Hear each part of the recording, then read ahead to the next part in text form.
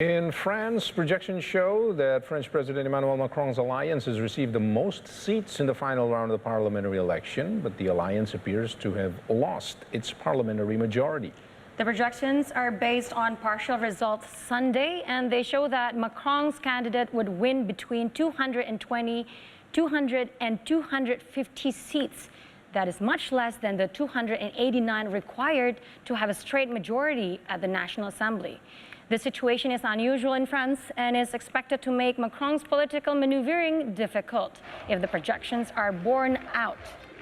The strong performance of both the National Rally and the leftist coalition, led by hard-left leader Jean-Luc Melenchon, is expected to make it harder for Macron to implement the agenda he was re-elected on in May, including tax cuts and raising France's retirement age from 62 to 65.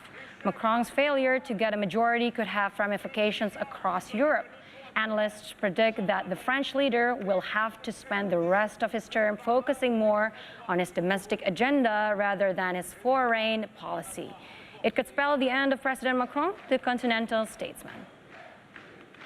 Oui, le grand jaillissement. Vive la France, vive la République.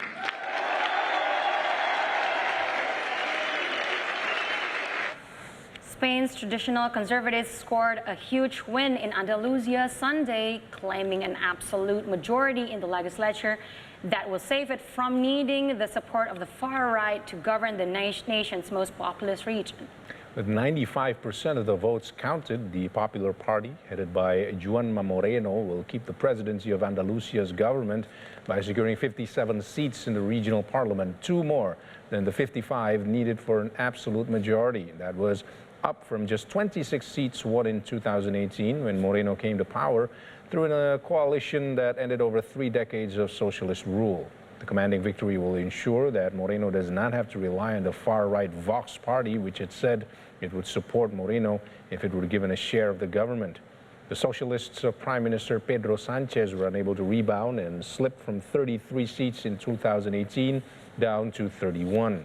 More than 6.6 million people had the right to vote in the election, which the Popular Party hopes will be a signal of what is to come in the national elections, which will have to be held before the end of 2023.